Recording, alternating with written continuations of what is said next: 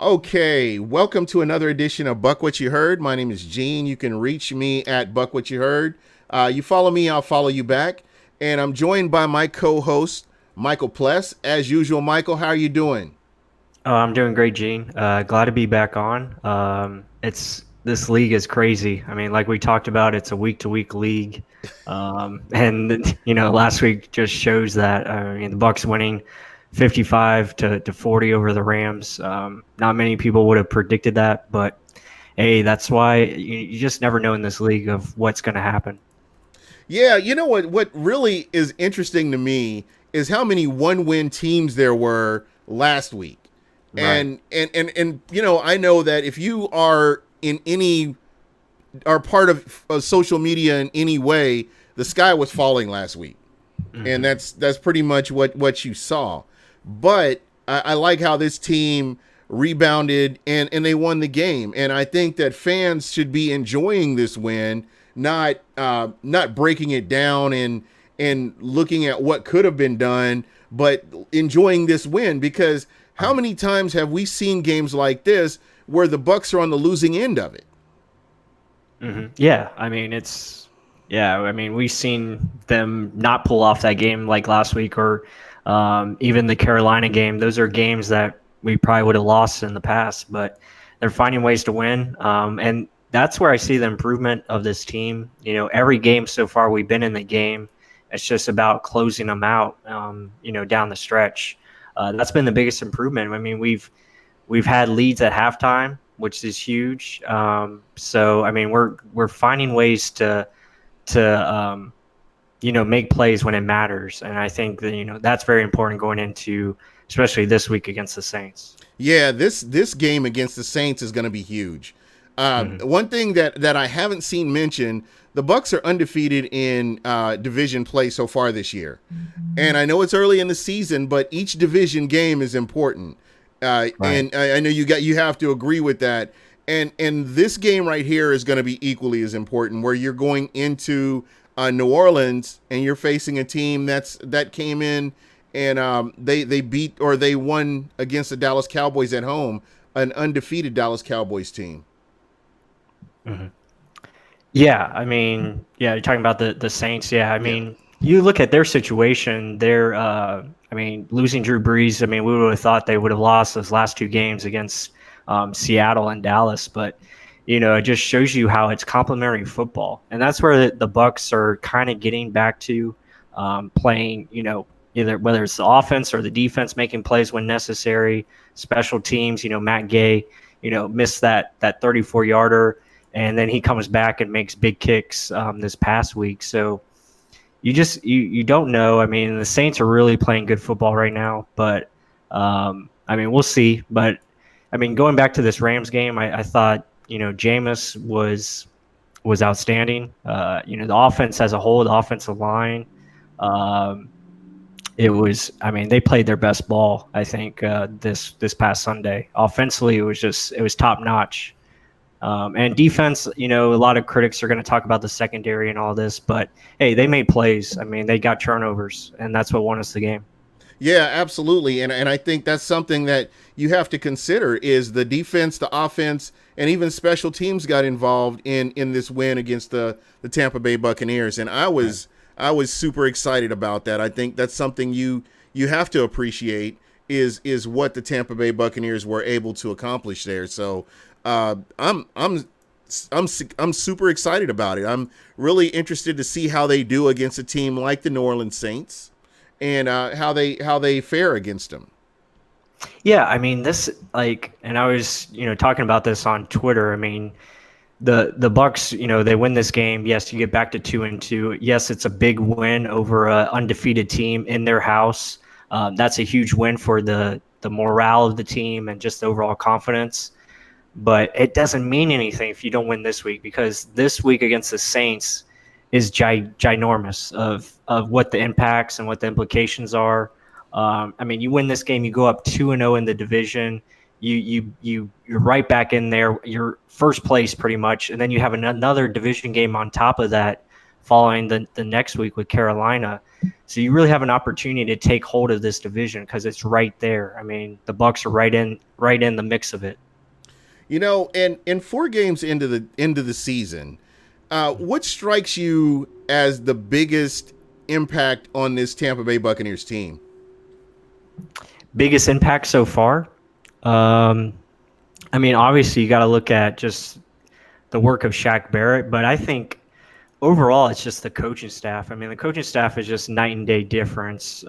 Just how well the team is prepared going into games, and how they're just playing overall. I think finding ways to attack mismatches, the defense being a more aggressive style, getting after the quarterback. Yeah, they're allowing some yards in the secondary, but they're making plays. I mean, they're winning the turnover battle. That's very important.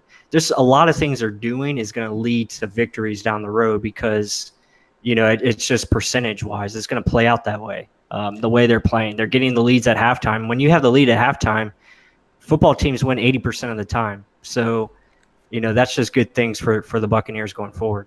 Yeah, I think the one thing that stuck out to me is stopping the run. Oh yeah, for Stopping sure. the run has been phenomenal this year. And you look at the running backs that they've faced so far this year, they haven't been slouches. The one thing that stuck out to me last year is how often they were gouged, just in the running game alone. How much the running game affected this team and led to this team losing games that sometimes they should have potentially won. So that's probably one of the bigger things. I look at Todd Gurley. I look at McCaffrey, and just some of the running backs that they faced. I'm really curious to see how they do against an Alvin Kamara, and how that matches up. So basically, what the Tampa Bay Buccaneers have done in these 4 games is stop the run and force quarterbacks to beat them with their arm or their legs or that combination. Right. Yeah, I mean they're forcing teams into one dimension. They're making them throw the football. I think that's why I don't really get mad at the secondary from last week. I mean, they were down 21-0, like in a blink of an eye. So the Rams knew they had to throw the ball, and Right. I mean they threw it 68 times.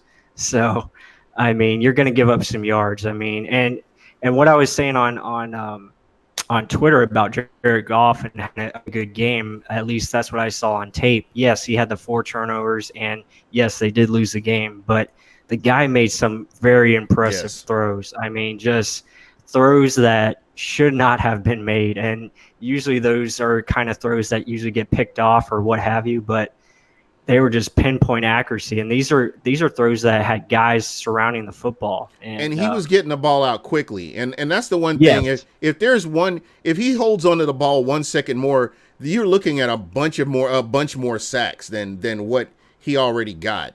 So I think that I will tip my hat. Yeah, he did have a good game.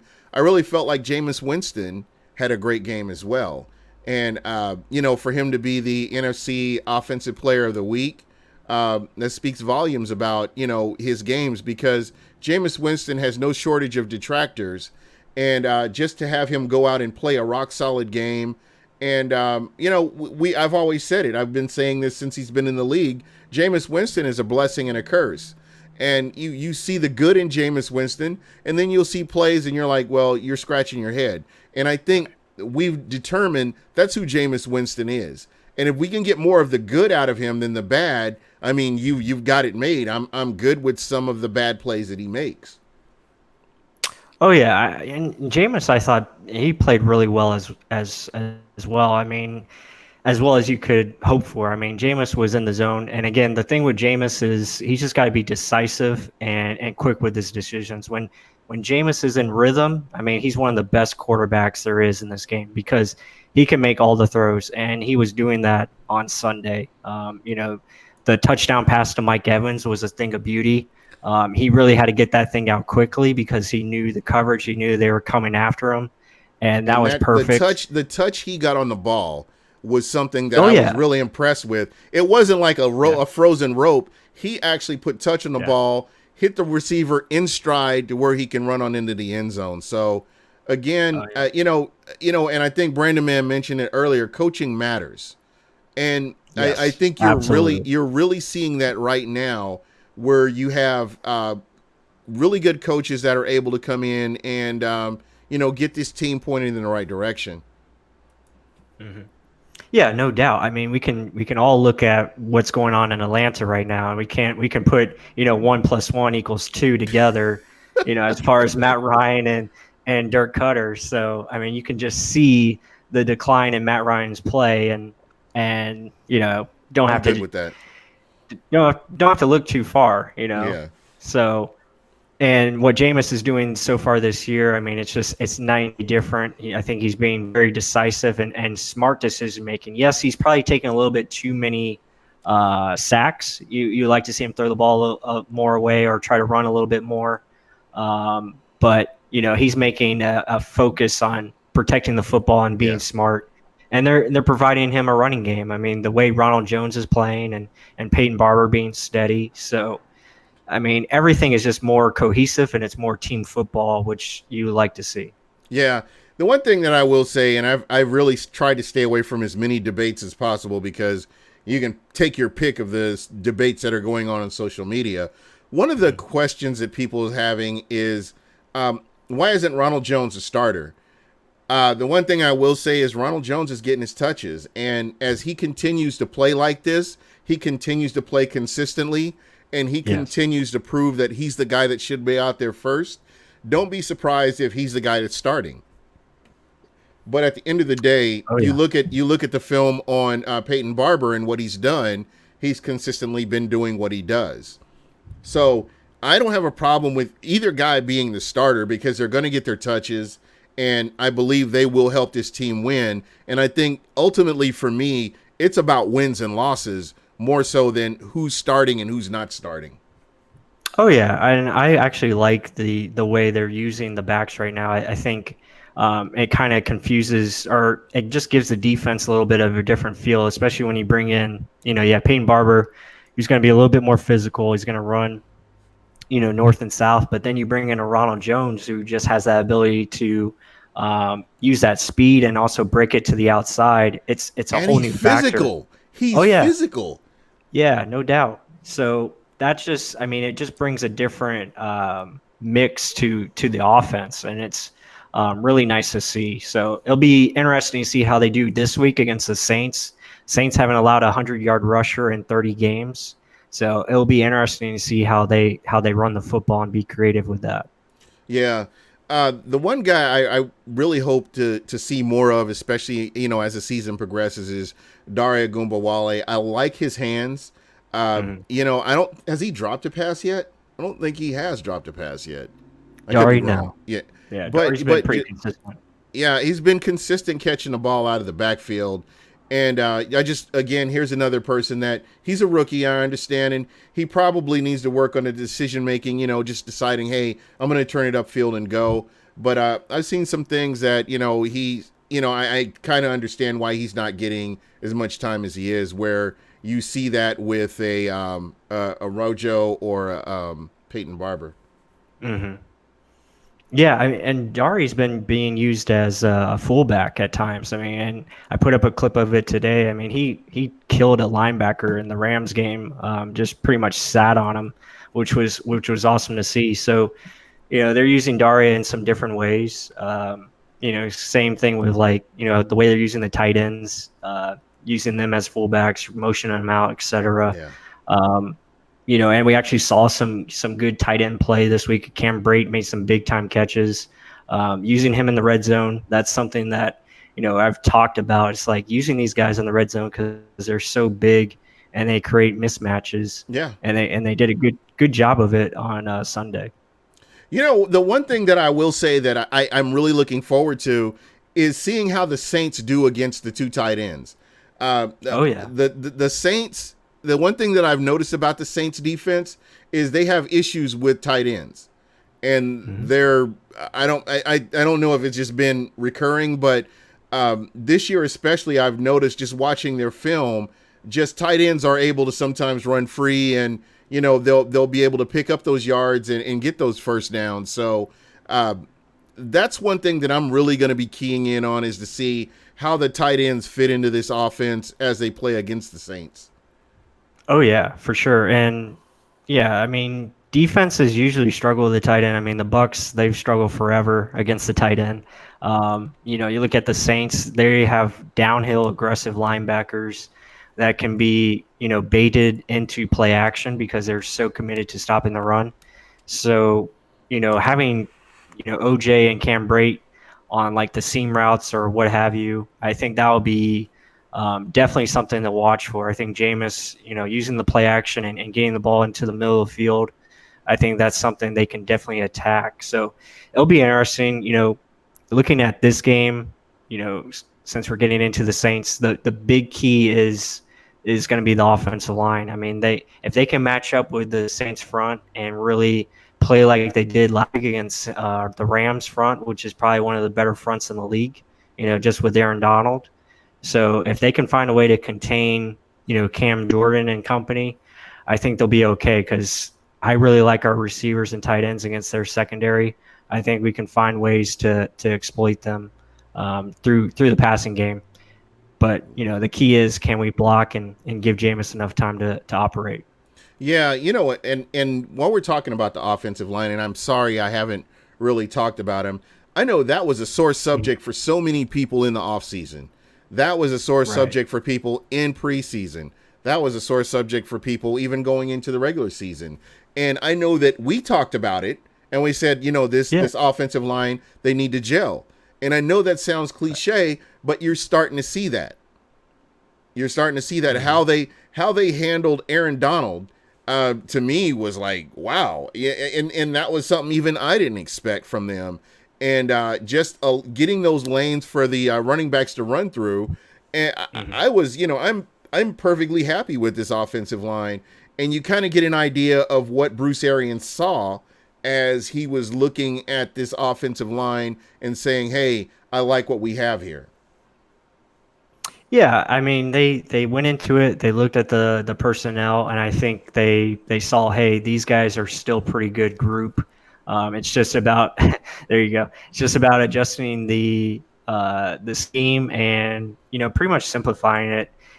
Pretty much the guys on the left side have played much better. Donovan Smith, Ali Marpet, Ryan Jensen has looked like a $10 million center, which has made a huge improvement. But then you have Alex Kappa, who has really surprised and come along very strong. Then you have DeMar Dotson, who has been steady for the most part.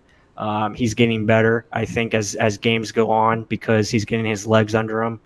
But you look at that group, you finally have a complete group. I mean, last year we were playing with 4 linemen, and that just doesn't help anybody. I mean, you have one guy that's just not there, and then the rest of them trying to pick up the slack.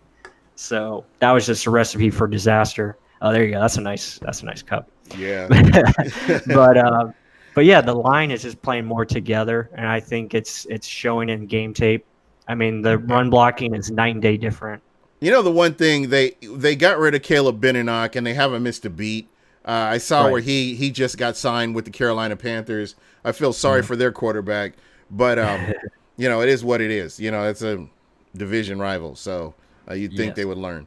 But again, just shout out to this offensive line and what they've overcome. Not listening to social media, but just focusing on this team, playing together as a unit. And this is something that I noticed about this offensive line, is they're playing as a unit. Right. And that's something that you didn't see in the 49ers game as much as what you're seeing now. These guys are all comfortable with each other, and I really like I like what they're doing. I like the direction they're going. Plus, hot take for next Sunday: serve it up hot. Shooty shoots. Hot take for this Sunday. Oh man. I think Jameis is going to light it up again. I mean, that's not really a hot take, but I think he's going to have a really good game. I just like the way he's playing. I think he's going to come in there calm, cool, and collected and play well. I mean, if you want to get really hot, I mean, my hot take would be Ronald Jones over 100 yards, just because the Saints haven't allowed a 100-yard rusher in the last 30 games. So I say Rojo gets over 100. Yeah, my hot take. If you since you didn't ask for mine, you asked for his. I'm giving you mine anyway. The Bucks are going to trade Jameis Winston and Mike Evans to the Jets. There's the Facebook hot take for you right there, buddy. No, no, but seriously, I expect a How big about game. how Go about the ahead. defense? You know, holding the Saints to under 20 points. I think that would be something we want to see. Yeah, it's going to be interesting. Alvin Kamara is kind of who I'm really looking at in this game to be a big factor. I know that the Bucks have done good against running backs. Just the way he plays, just his game, it's a little bit different than some of the other running backs that they've faced. At the end of the Right. day, if they can stop Alvin Kamara or at least kind of shut him down, or control him, Mhm. then you're forcing Teddy Bridgewater to beat you with his arm or his legs. So Right. I think that kind of works. And getting Devin White back is going to be huge. Just getting Oh him yeah. back on the field to see what he can do to help this linebacker core, who's been doing a great job. Kevin Minter, I mean, pay that man. I think that he's earned his money stepping in for somebody like a Devin White to keep this team hot and keep the defense doing what they've been doing. Yeah, for sure. Yeah, getting Devin back, I think, is going to be huge, especially for the middle of the defense. I think just his speed, especially in coverage. I think Minter has been outstanding um, against the run and obviously blitzing. And I think Devin's going to be just fine in that area. But I think his ability to cover, in space in the middle, I think is definitely going to help. Did I misspeak earlier? I think I meant the Bucks defense stopping the Saints offense. I did say that, Yeah, right? yeah, yeah. You did. Yeah. You're Okay. good. All right. Good. I was just making sure. My head's all over the place today. but but yeah, I actually like the matchup for our defense against this offense just because I think it's very similar to the Carolina Panthers and what they present. You look at it, McCaffrey is pretty much the offense for Carolina. Same thing for Kamara. I mean, he gets over 40% of the touches for the Saints, so they pretty much run the offense through him. If you could find a way to just slow him down, and then I think you double team Mike Thomas, try to take him out of the game.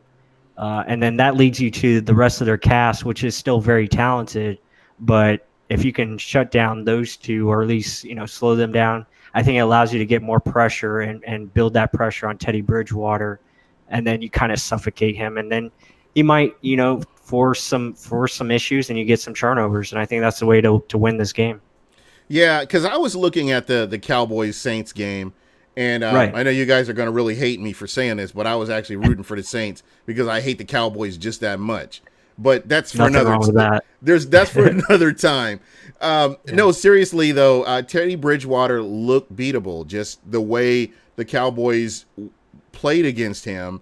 Right. I can see the quality defense that the Bucks have with the Vita Vea and Dominican Sue, just collapsing that middle and just making it possible for these other linemen to get in there and do what they do. So I think one of the big things for me is I see Vita Vea getting 2 sacks in this game. Hmm. Yeah, I could see that too. I mean, Sean Payton's a very smart coach, and I think he knows, Shaq Barrett's just been an unstoppable force right now. So it'll be interesting to see how they slide protection. If they slide protection over to Shaquille Barrett, double teaming him, obviously that's going to open up one of either Vita Vea or it's going to open up in Dominican Sue.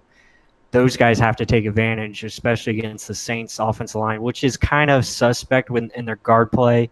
Um, and it'll be interesting to see how they move around Shaq Barrett as far as the Bucks go. Like if they move him around from left to right, try to isolate him as well, and then you utilize your blitzes, off of that and see what happens. But it should be interesting. I expect us to get pressure. I mean, we've been doing it so far through the 4 games.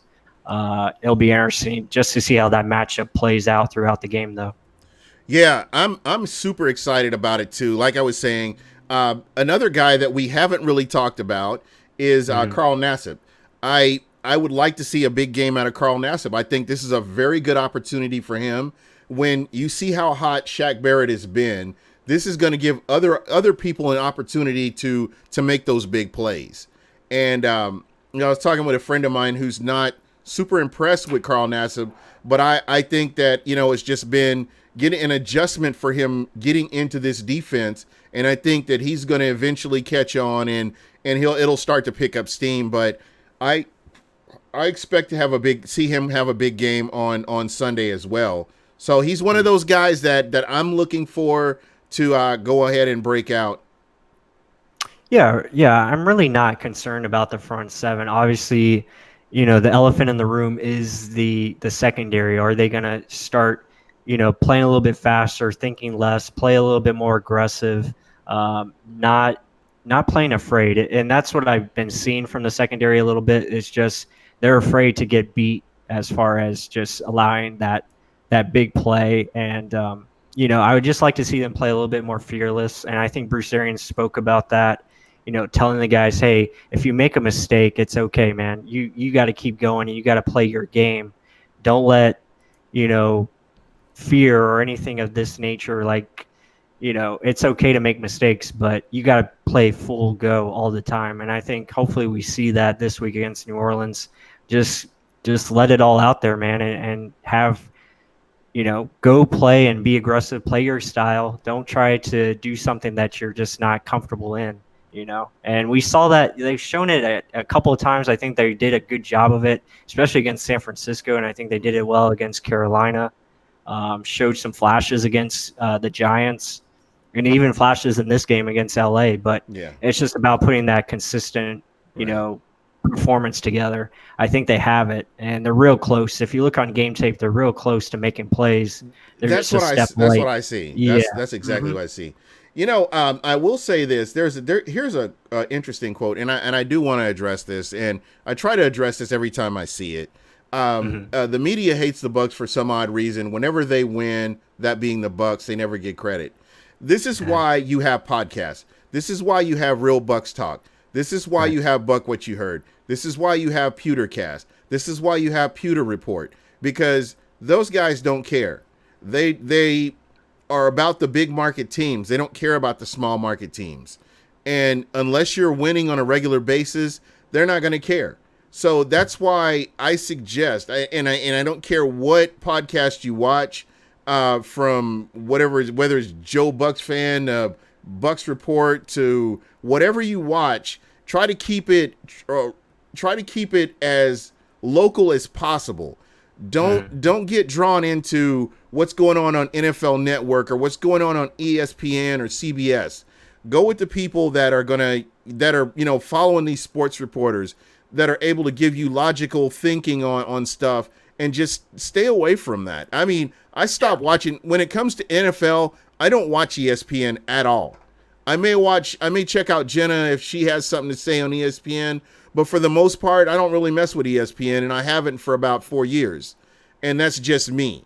But again, when you have teams like the Jets that keep on ending up on your front page, or the Giants, or the Patriots, which we know for the obvious reasons why the Patriots are. I mean, it just shows you where the league is, or where everything's headed as far as news goes. So yeah, find your niche podcast and hitch your wagon to them, and just follow them.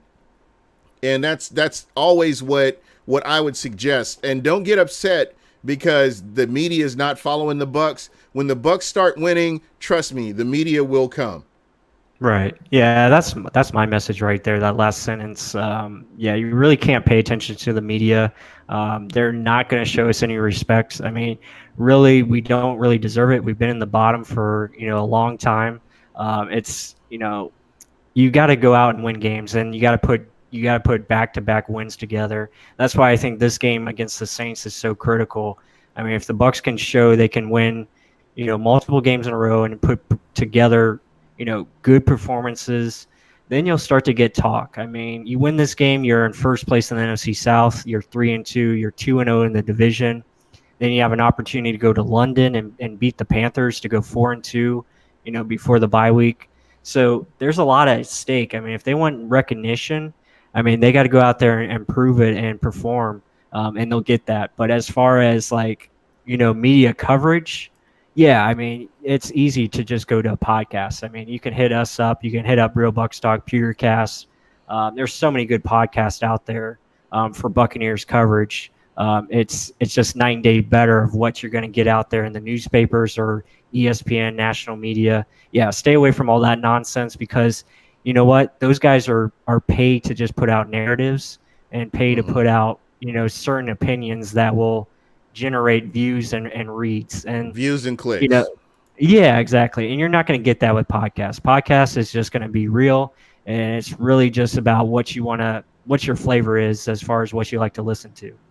Yeah, and I'm telling you what, I mean, I think the Bucks, I mean, as far as a fan base, I think Mhm. they're close to like 70.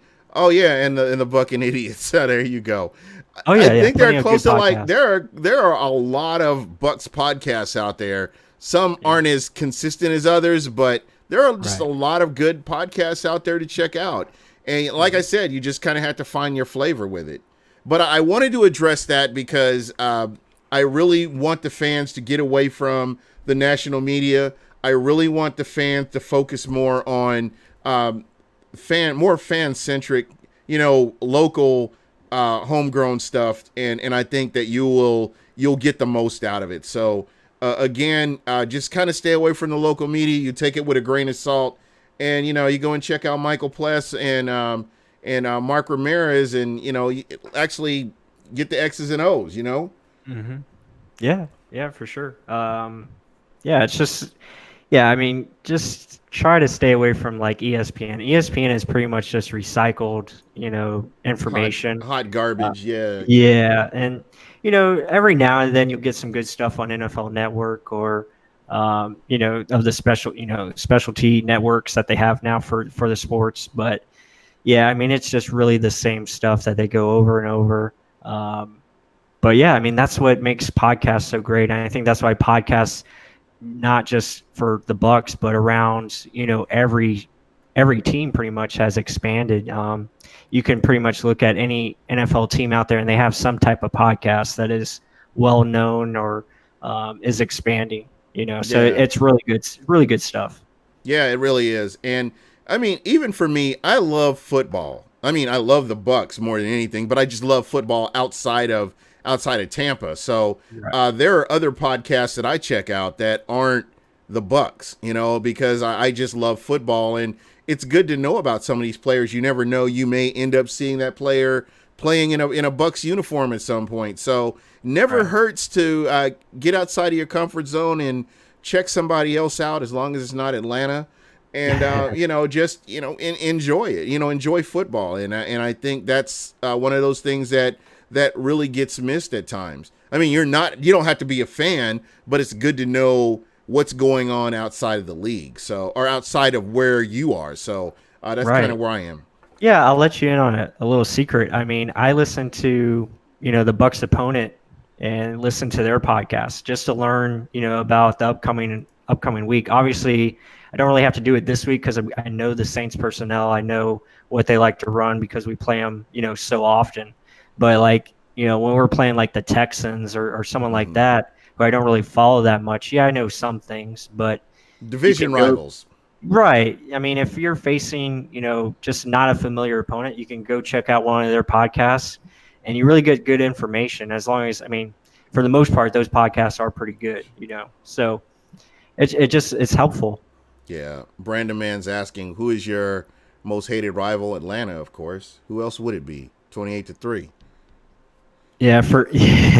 I hate Atlanta, but I gotta admit this week's opponent is the big, this is the big rival for me. I don't like the Saints. I mean, they just get under my nerves. No, I think it goes back to when Atlanta was winning, and Right. but they never won a Super Bowl.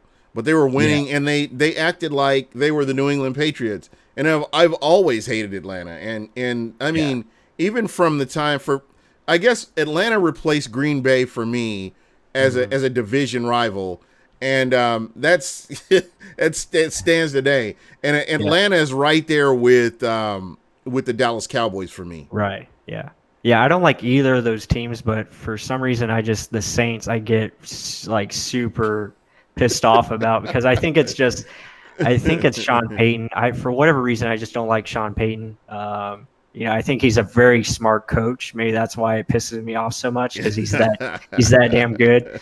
But I don't know, something about his face. I just yeah. When he puckers his lips. Well, that's all the Yeah. time he puckers his lips. But yeah, I know what you're talking about. He just looks like he's getting ready to say something like, "Let me talk to your manager, and Right. I'm going to complain about you and get you fired." That's what he looks like, doesn't he? Exactly.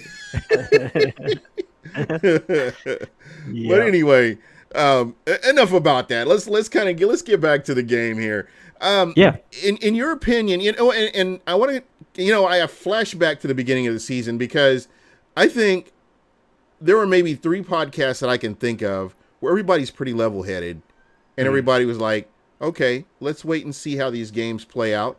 And I think that I know you were, Locked on Bucs was, where everybody was flipping out about the schedule. But when I looked at that schedule and realistically look at that schedule and look at what the Bucs have, the Bucs can actually compete with any of the teams on this year's schedule. I don't see any team. I don't see any team out there that's going to come in and dominate the Bucs. I think if the Bucs lose a game, it'll be self-destructive or something like that. But for the most part, you're looking at a team, I feel like, that's competitive with all those teams. Oh, for sure. And that's why I talk about, schedule predictions and all this stuff. I find it nonsense, because like I said, it's a week-to-week league. I mean, the Bucs just came off losing to the 0-2 Giants, and then they go into the Rams. They beat them, who are 3-0. So it's a crazy league. You just don't know.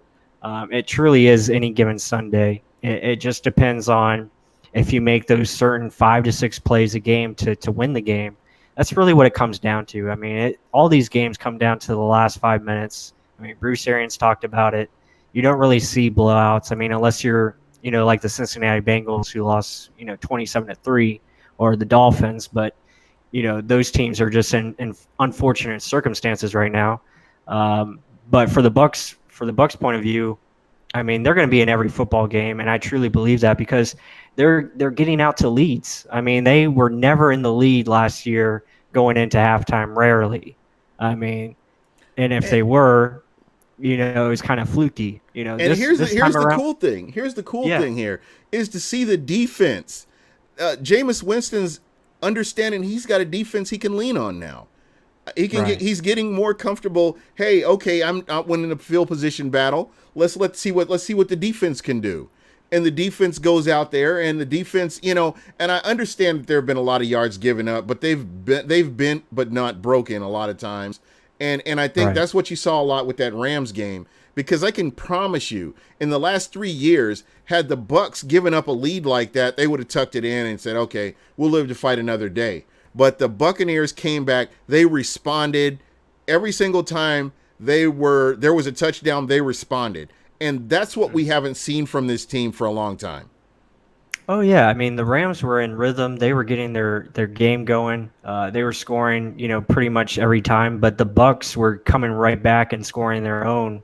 And that takes a lot out of a team. I mean, when you're trying to come back, you score, but then the offense of the other team comes right back and scores again. I mean, that just takes a lot of momentum out the door. And that can really hurt a team. And you could see the Rams defense was trying to make adjustments, and they couldn't do it. I mean, the Bucs offense was just scoring and scoring.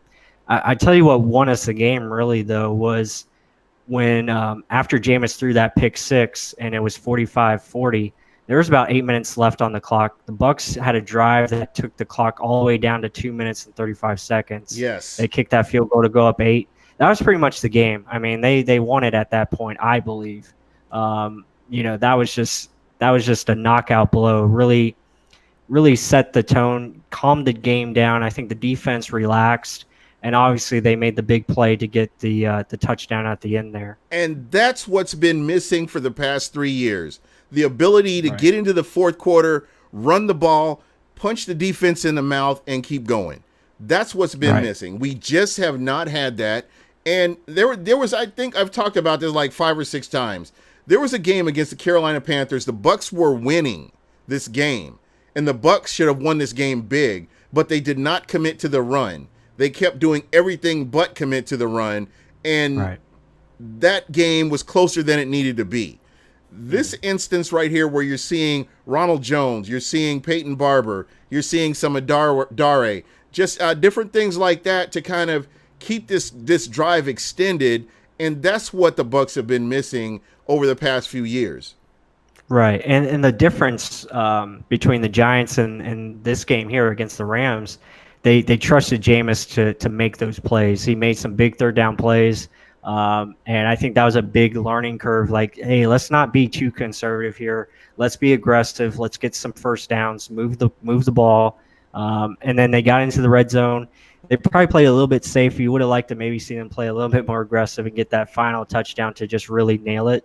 But they did get the field goal, and then the defense, like I said, comes back out, rested, ready to go. They played aggressive, and they made the play that was needed, and they pretty much shut the game down. Yeah, you know what, that was a beautiful thing, and that sack fumble, or that was something that, I was so happy for Ndamukong Suh when he made that play. That's Right. what you bring Ndamukong Suh into the Tampa Bay defense to do. Plays like that. And you know what I've noticed about Ndamukong Suh? You see his jersey in almost every play. Yeah. And when you're watching film, you'll see him in or near the balls at some point when he's on the field. And that's something that I feel like is very important, and sometimes it gets overlooked. Well, what's funny is they had on that last play that we talk about, the forced fumble. I mean, the Saints offensive line had four hands on both. They had four hands on Sue and Barrett combined. So they were double teaming both of them. And of course, Barrett, he finds a way to get in there with the spin move. That's perfect. You have Sue that's coming around on the stunt. So either way, I mean, Jared Goff was going to be hit regardless, because Sue was right behind him. And that's a perfect play. But that just goes into, what Shaq Barrett is doing now. It's all because of what you have with Ndamukong Suh and Vita Vea. Vita Vea, who's playing out of his mind. I mean, he's playing outstanding. You So see him moving, the way he's moving centers, he's moving linemen like, and yeah, it's not pretty the way they get moved around. And I don't right. think, as division rivals, I don't think our division rivals have seen a player like him. And and I know that he was injured, and when he came, he missed a lot of time last year, and a lot of people were soured on him. But just seeing what we saw on film, we were good with the pick, and what he did on the back end of the season, he picked up where he left off, and he's been playing lights out. I know there have been some nagging injuries, but we're getting close to the bye week, so as long as he can hold out and get in there, I expect big things from him on the back end of the season. Yeah, and I think that's what you're starting to notice, especially with the coaching staff and some of these players that have been, missing Wednesday or Thursday, or missing Wednesday and Thursday, but, they're still going to go in there and play. That just goes to the veteran coaching staff and being smart with these guys, making sure they're fresh. I think you're going to see that with, Barrett, Chris Godwin, Ryan Jensen, Dotson, and probably add Vita Vea to that mix. It looks on the injury report, but those guys are going to be in there on Sunday, and that's really all that matters. It's just getting them to Sunday, making sure they're 100% fresh and ready. So that's another thing that I just like, about the coaching staff. It's being smarter with these guys and how they're handling them. I think And they're making adjustments. Yeah, and I think the biggest thing is adding that sports science group. I think that's huge, getting those guys in there and really making sure each guy is good with their bodies. Yes. And having Devin White coming back, sooner than I guess any other player would, because that MCL sprain, that's usually at least 4 to 6 weeks injury, and he's Right. coming back, just missing 2 games. That's pretty impressive. So Yeah. it's a lot of good things. I think that's the way the league is going. I know, like when my son was playing football, I actually had somebody that worked out with him on his technique to avoid the soft tissue injuries. And Right. and I think that's what you're seeing with the Tampa Bay Buccaneers is being able to work on technique, work on how you run, work on the things that would cause a soft tissue injury and trying to avoid. I can't say you can avoid all of this in the NFL, but just higher percentages of avoiding those types of injuries. So those are things I'm really excited about. Shout out to Kellen Conley from Browns in Our Blood. Having a Browns fan in here. This is awesome. Everybody's welcome here. All 31 teams, always welcome to check us out. Hey, You'll get love. You'll definitely get love in the chat. Nobody will mistreat you, I promise, unless you're from Atlanta or Dallas. But I can't speak for that. I can't personally speak for that. But yeah, thank you, Kellen. I appreciate that. And if you get a chance, great podcast. Again, we were talking about podcasts out there. Kellen Conley and Browns in Our Blood. I have Bucs in the Brain here. Yeah, be sure to check them out. Great stuff. So awesome. And we're talking about Devin White. How big of an impact can he have on this game? Well, I think he'll probably be. They probably want to not rush him like full speed ahead back in, but I think he'll have a certain game plan where he can be very effective. Whether it's rushing, on the blitzes, I think that will add something, just because of his speed, and then his ability to, help in the run game is going to be good. But really, I would like to see him follow Kamara because, he's really good in coverage, and I think his space, being able to cover as much ground as he can, that would be a guy you really want to have spy on Alvin Kamara and see if he can take him away. Yeah, that was really interesting you say that. Because I can remember seeing Bill Belichick using a cornerback on a tight end throughout the whole game. Totally took him out of the game. I can't remember if it was I can't remember who it was, but that stuck out in my head that you have one player that just totally shuts down your star player or get help to actually kind of take him out of the game. I love the run game, the run stopping defense that the Bucs have so far. And I believe they will scheme something up for Alvin Kamara. I think he is your best player on offense. As much as people want to talk about Michael Thomas, I think that Alvin Kamara is that guy. Yeah, and I think for the most part, the Bucs have done that as far as taking the best player away from the other team. You look at it. They pretty much shut down Saquon Barkley. They shut down Christian McCaffrey. And then last week, I think Gurley. they shut down Todd Gurley. Again, he didn't really get commitment, or the running attempts that you would like to see. But, speaking from a receiver standpoint, I thought they did a really good job on Cooper Kupp, at least in the first half. I know he had some good numbers in the second half. But just containing him the way they did. And they were, and I know a lot of people were expecting him to have a monster game. Yeah, for sure. So it just seems like the coaching staff is more aware of like, okay, we need to take out so-and-so. Let's make someone else beat us. It's not going to be where we see, Julio Jones get 14 different types of coverages and go off for, 300 yards. They're actually going to focus and try to stop, the best player. And I think that is Alvin Kamara. Yeah. As I said earlier, he gets 40% of the touches. So you just got to find a way to neutralize him and try to make him uncomfortable. And hopefully the Bucs can do that. Yeah. And again, I really believe that the Bucs were getting close to getting home against Jared Goff. A few seconds here, a few seconds there, and you're looking at a few more sacks. As this defense continues to gel, and I know, again, here's that cliche word, gel, but when a new defense and what they're able to do and the plays that are being dialed up, I really see big things from this defense if they can stay healthy. Mm-hmm. Yeah, absolutely. I think the secondary is just going to continue to get better. I think your front four and front seven are going to be just fine the way they're playing. They really just knocked the living crap out of Jared Goff pretty much for the entire game. That's why I was impressed with him because he was getting hit pretty much on every throw, and he was still being accurate. They're gonna find ways to get after Teddy Bridgewater. And the thing with Teddy is if you can find ways to take away his first option, he tends to hold the football, and that just gives enough time for this Bucs defense to make plays and get him on the ground. And I really see that being a focal point this week, and it should be interesting to see how that chess match plays along, throughout the game.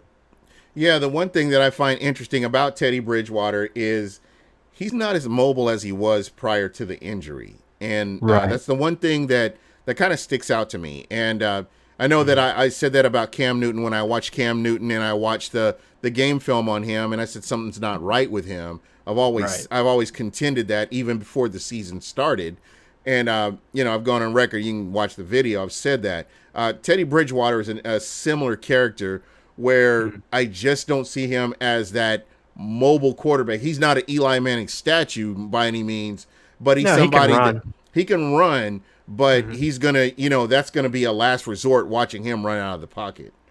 Oh yeah, yeah. He's I mean, him and Cam Newton are very similar now. They're looking downfield more than just, tucking and running.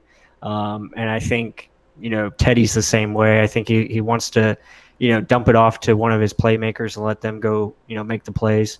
And obviously, that injury could still be in the back of his mind, but um, yeah, I mean, I think he still got to be careful because he can still get outside the pocket and make some runs. But we got to do a good job of making sure we're containing. And yeah, that's the shirt right there. But Yeah, yeah, we just have to make sure our edge containment is good. And I think we'll be fine because we're going to get push up the middle.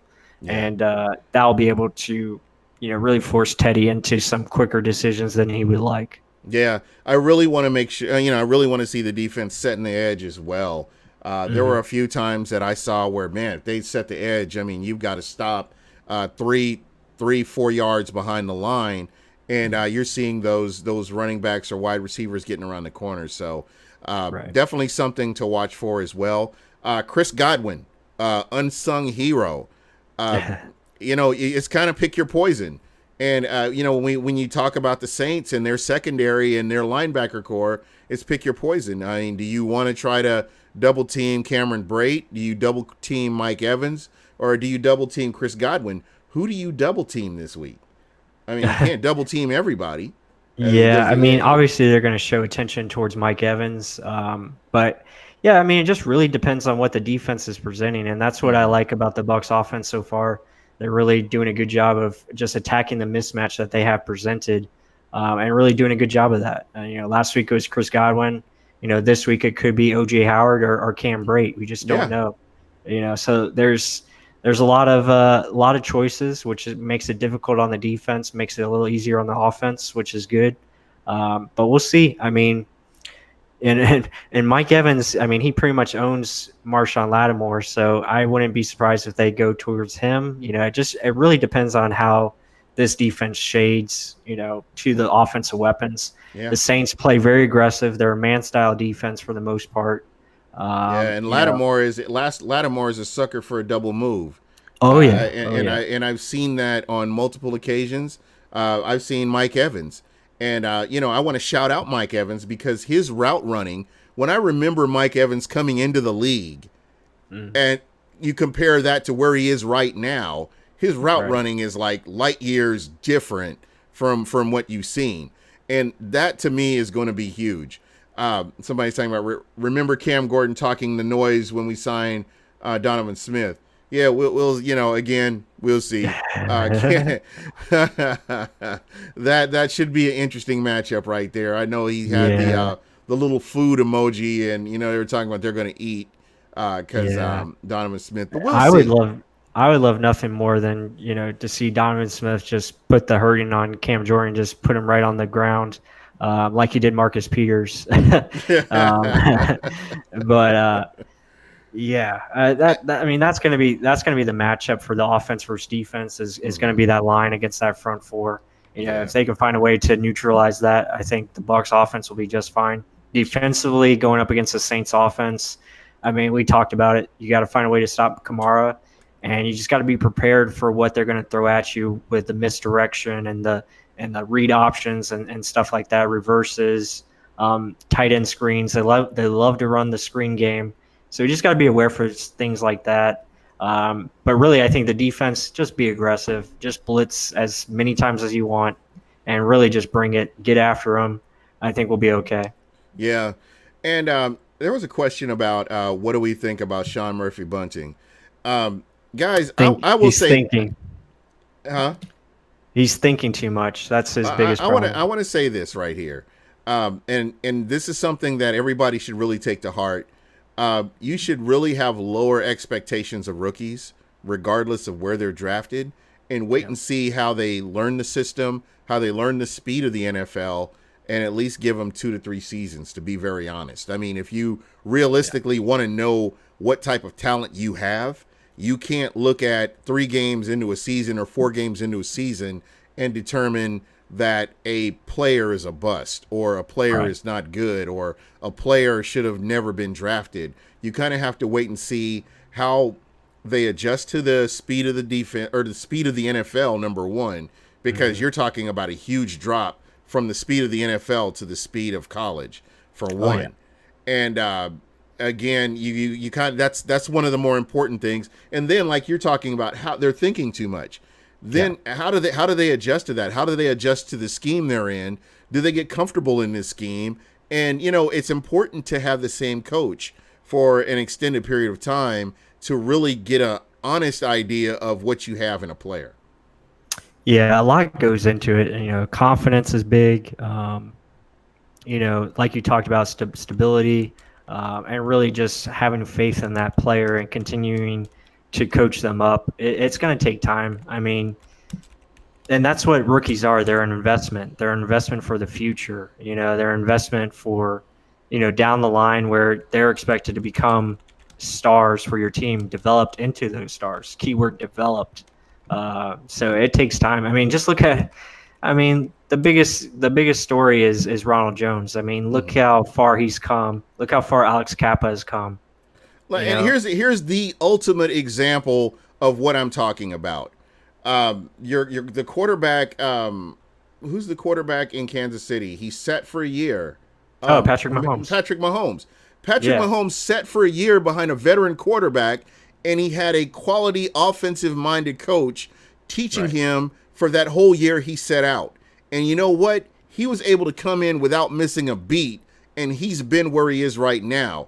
And I Right. believe that's what's missing in the NFL. When you live in a microwave society and everything has to be done right now, I don't think that's the answer. I think some of these kids, when they're coming out of college, maybe the game's too fast for them. And you talked about Ronald Jones. That's a great example. Ronald Yeah. Jones, 20 years old, coming out of college. The game is too fast for him. But look what he's did. He's got his legs under him. They come in with a quality coaching staff, get this guy up to speed, get his reps up, and he's got it in his mind that he wants to be better. So he goes out and practices all season long, off season long to get better. And you see Right. where he is right now. Oh yeah. Yep. Night and day. Night and day. So with Sean Murphy Bunting, I know a lot of people are disappointed because of where he was drafted. But I say this, you got to have a little bit of patience. Let's see what happens, and just kind of watch as the season progresses. He'll get his touches. Trust me. As this season goes on, at some point in time, he will get his touches. I'm glad to have Ryan Smith back. The secondary will really benefit from a Ryan Smith being back on this team. So I'm excited about that. I think you solidify some things there.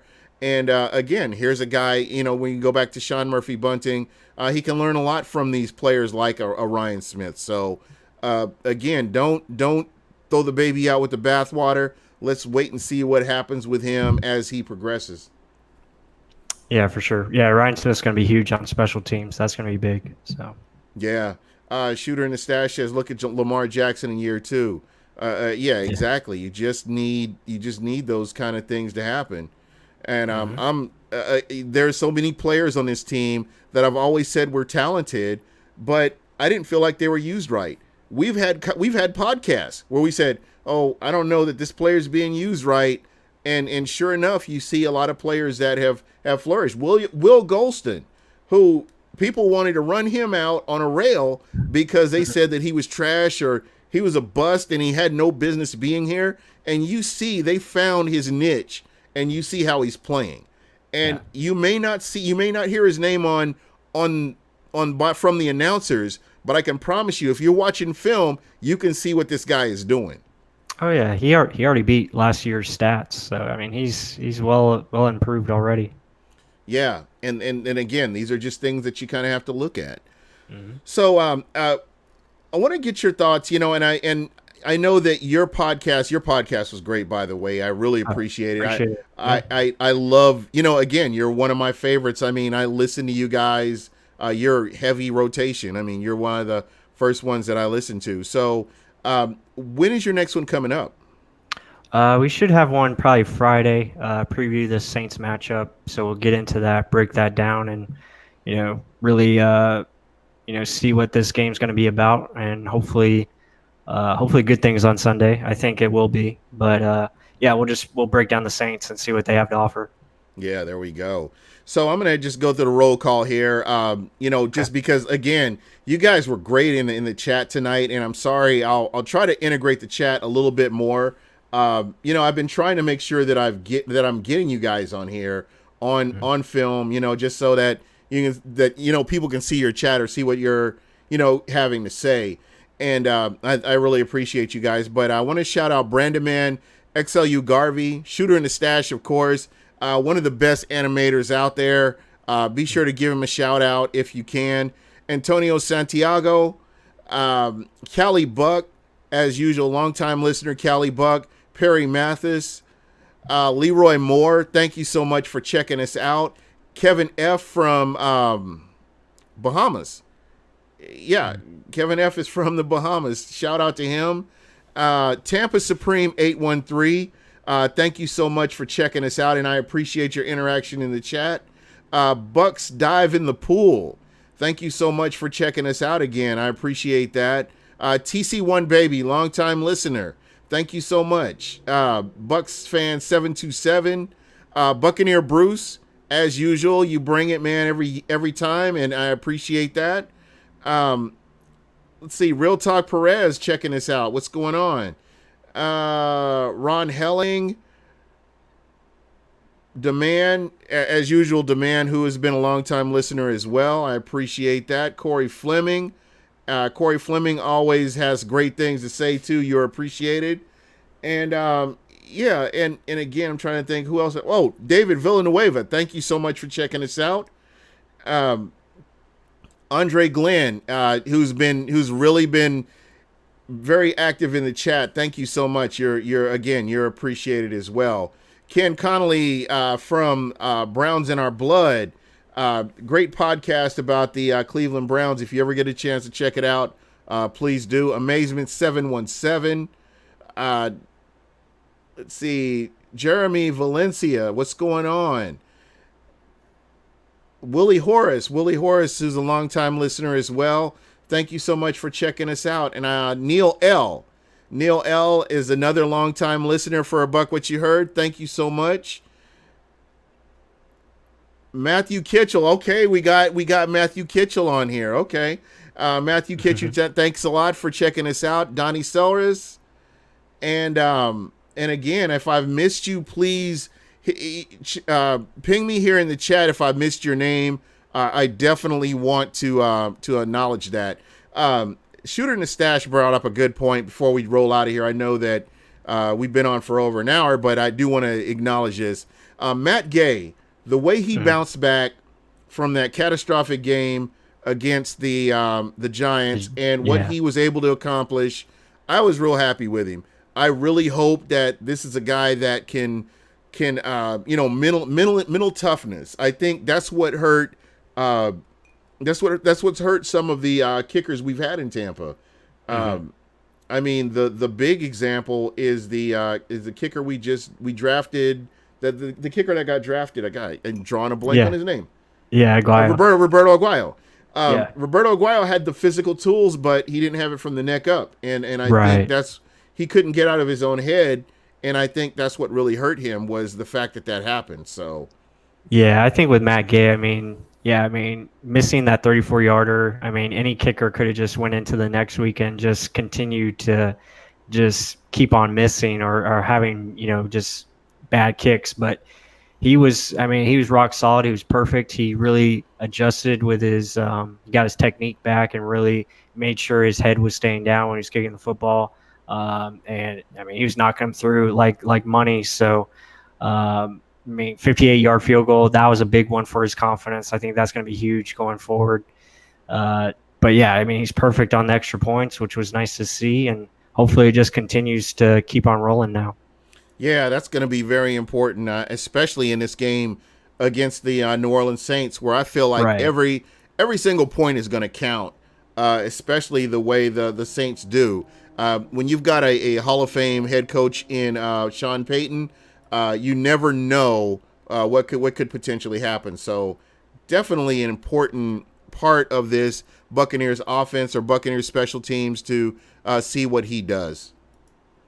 Yeah, yeah. Kicking in a dome that's got a different feel as well. His power might be a little bit better, which is pretty cool. So, I mean, if the Bucks do need a 60-yard field goal, he might be able to do it with ease, which is impressive. But it's just a little bit different. So hopefully he makes that adjustment in the dome, because it is different with like the lighting, and then you also have, a little bit of wind factor could be And then the potential. turf. Yeah, the turf as well. So hopefully he makes those adjustments and has another good game.